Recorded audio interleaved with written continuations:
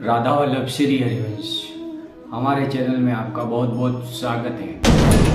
तो हम आज इस विषय पे चर्चा करने वाले हैं कि व्यक्ति के मन में काम वासना क्यों उत्पन्न होती है। तो मूलतः इसके पहला कारण, मनुष्य जिन चीज़ों के बारे में चिंतन करता है, विषयों का चिंतन करता है, हमेशा उसका मन अशांत रहता है, तो उसके अंदर हमेशा काम वासना जागृत हो ही जाती है। क्योंकि काम रूपी शत्रु को मारना जीवन में बहुत आवश्यक है। काम ही है जो बुद्धि का नाश करता है।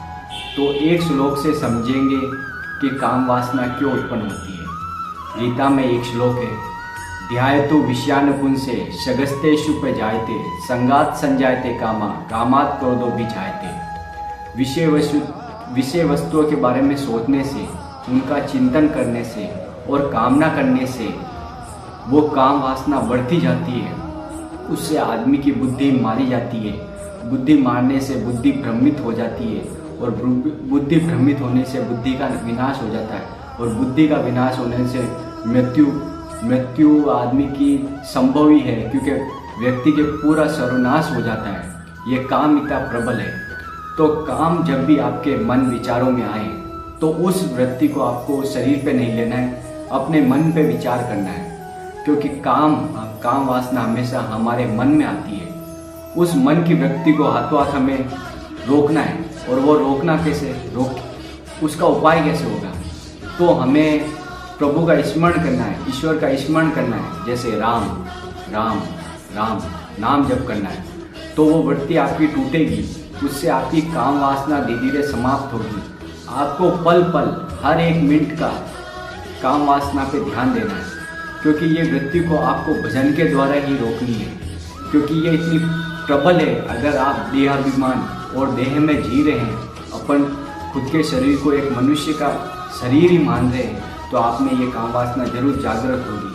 अगर आप ग्रस्त जीवन में भी हैं तो आपका जीवन एक संयमी जीवन होना चाहिए। संयम से जीवन आप यापन करोगे तो आप में एक अद्भुत शक्ति उत्पन्न होती, जिसका आप सामर्थ्य नहीं लगा सकते।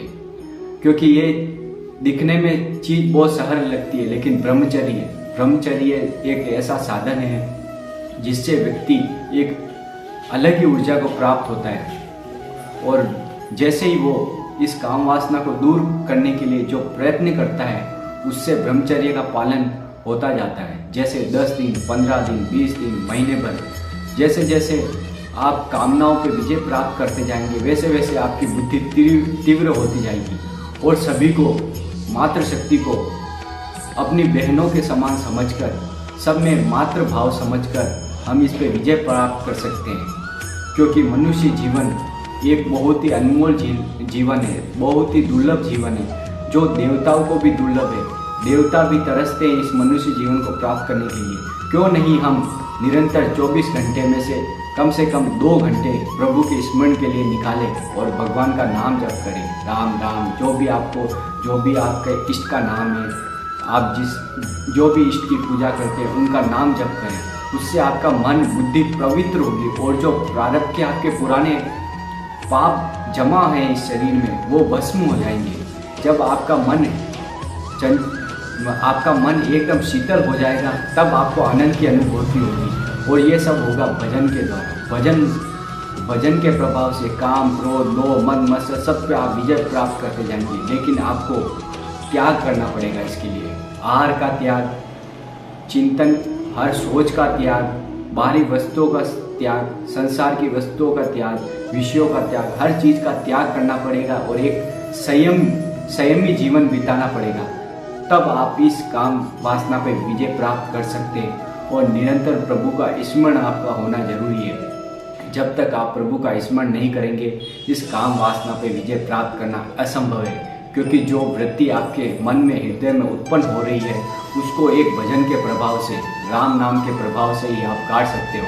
राधा वल्लभ श्री हरिवंश।